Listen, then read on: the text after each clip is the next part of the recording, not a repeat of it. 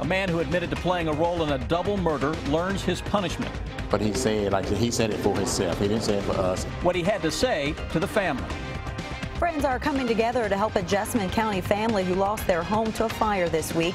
How you can help the family get back on their feet. They deserve a lot more than what we're giving them. With next week being National Police Week, coming up we'll show you how one local artist plans to honor Officer Daniel Ellis.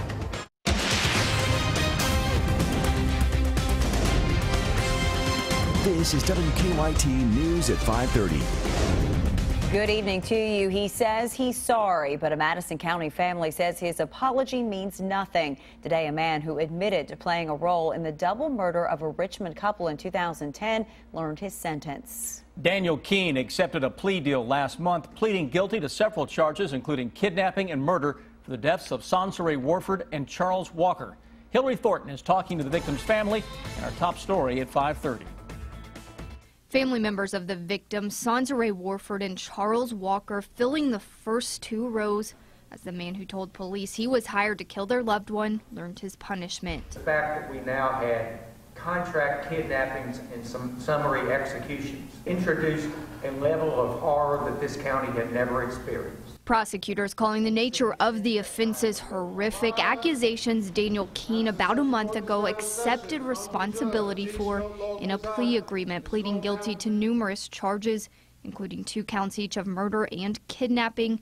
The recommended sentence being 40 years in prison. It's never enough for someone who takes someone's life the way he did it. Keith told investigators he dug a grave while another man hired for the murder, Matthew Denholm, tortured and killed the couple. The pair was reported missing in 2010. It was not until 2012 that grave was located and their bodies were found, thanks to Keith's confession. But he said it for himself. He didn't say it for us. Before the judge imposing the recommended sentence of 40 years, Keith turning to the family, reading an apology. Transpired that night shames me to the core of my soul, and the guilt is my way to reality. For that, I am truly and eternally sorry. Family members of the victims say it was difficult to listen to Keith read that letter in court today. While they say they are glad he is being punished, they say it is not long enough. I want him to never see the light of day, like my daughter would never see the light of day. Her and Charles is gone. He will see his family again at some point in time. We never will see her. In Richmond, Hillary Thornton, WKYT. Keith does get credit for time already served, which his attorneys say is about 4 years. He will be eligible for parole in 20 years.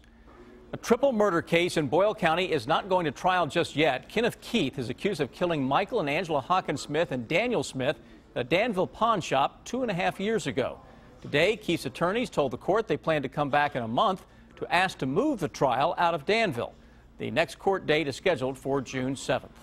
A former police officer charged in connection with a DUI crash says he's not guilty. Our county-by-county coverage at 5:30 begins in Boyle County. Ryan Hundley is charged with assault, wanton endangerment, and DUI after a head-on crash on Kentucky 2168 in February. Police say he admitted to drinking beforehand.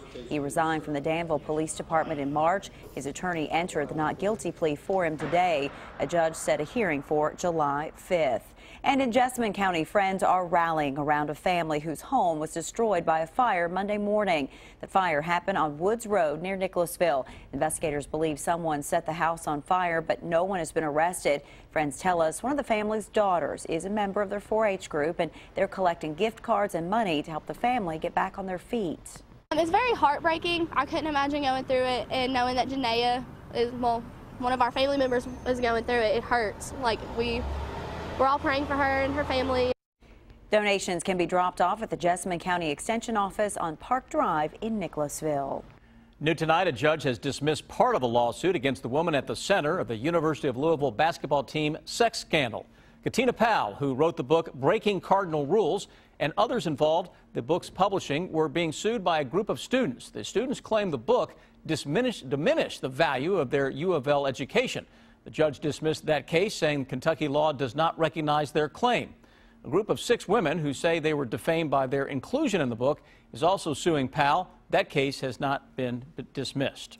Some cooler weather has moved into bluegrass, and it looks like it'll hang around for a few days. It won't be without some showers and storms, though. Let's check in now with our chief meteorologist, Chris Bailey. Hey, Chris. Hey, guys. Yeah, it's a lot cooler than normal out there across the region. Those temperatures today have been struggling to get into the low 60s. That's where we should be late March for a normal high in some cases. 61, it's popular. How about we look at all 4 of the sky cams here on those Kentucky cams now. Every location with a 61 showing up and more clouds than sun, though a little peak of some late day sunshine trying to be noted across the region. 57, cool spot into Maysville. You see the winds coming at us from the northwest, and that little brief spike from Chicago down toward the St. Louis area, and temperatures will be here middle of the day tomorrow. Then another blast of cool will come in behind that. Not ahead of that this evening. Farther north that you live, the better the chance for seeing a passing shower.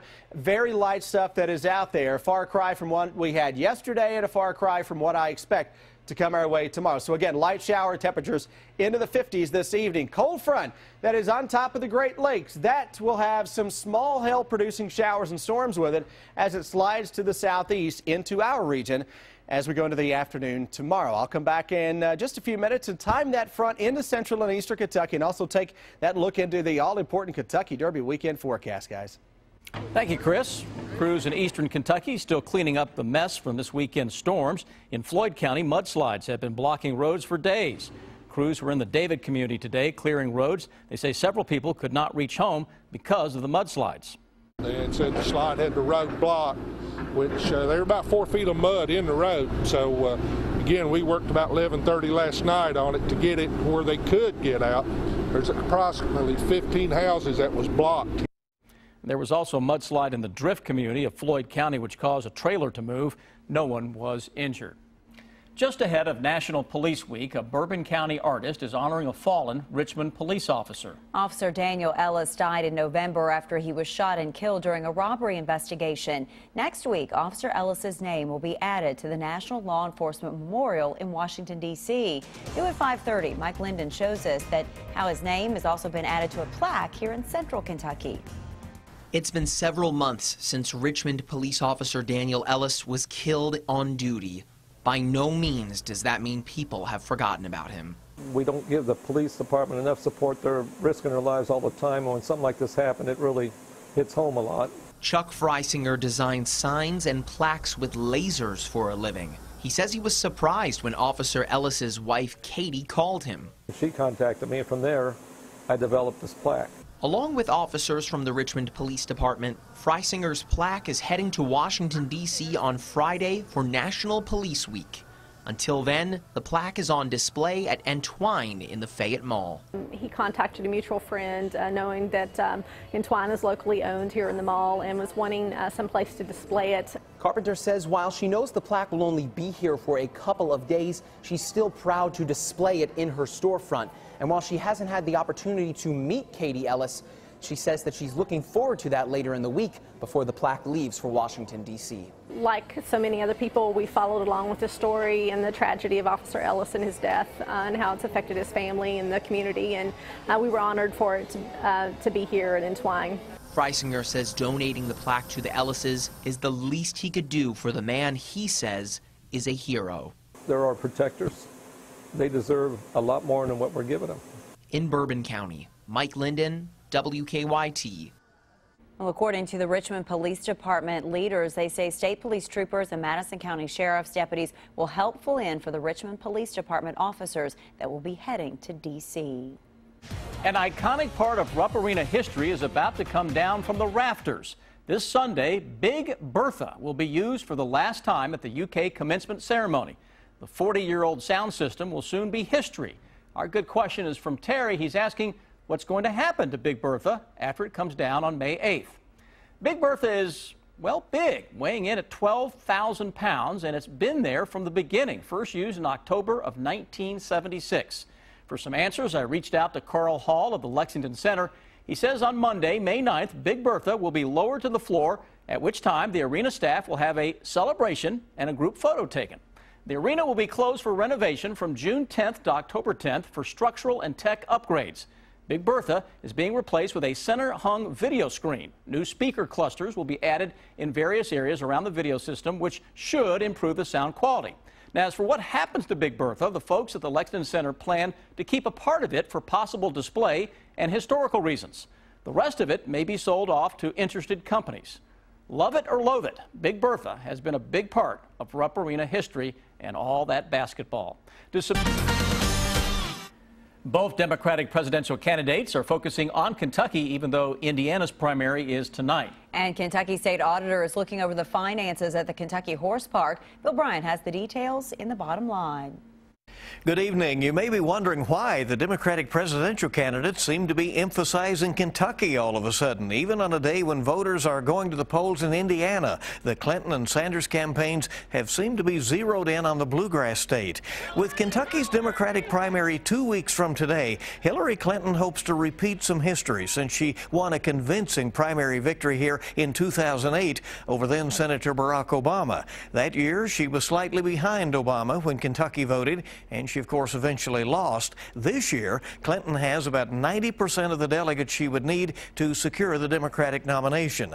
Today, her husband, the last Democrat to win Kentucky in a general election, Bill Clinton, has made 3 stops in the state for his wife.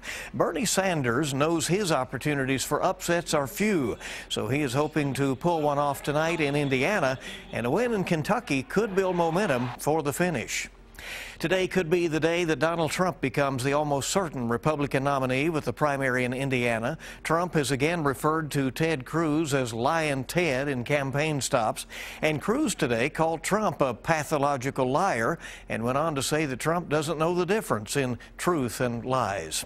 Word from Frankfort this afternoon that State Auditor Mike Harmon's team will look over the expenditures at the Kentucky Horse Park. The auditor's office responding to requests from Senate Majority Leader Damon Thayer and the State Finance and Tourism Cabinets to examine the books for the period 2014 to 2016. Harmon says the primary focus will be to evaluate financial activities and whether proper procedures were followed. There will be more coverage coming up from the Indiana presidential primary on the CBS Evening News and the results later tonight. Bill Bryant, WKYT. A big expansion is in the works for a business in Scott County. Creaform Corporation has had a sales and marketing office in Georgetown for the past 5 years. Today, the Japanese company broke ground on a manufacturing facility. Yakaki Tako Corporation invented Creaform, a pipe and joint system that provides guided vehicles to use during the car manufacturing process. The new facility will help the large amount of business Creaform does with Toyota. It's another opportunity for us to continue to grow in this community. It's additional jobs that are coming into the community, helping us diversify our economy and really provide a supply chain for a lot of the existing manufacturing that we have here in the state of Kentucky. The vice president of Creaform says he expects the plant to open up at least 50 jobs. Construction is expected to be done by December.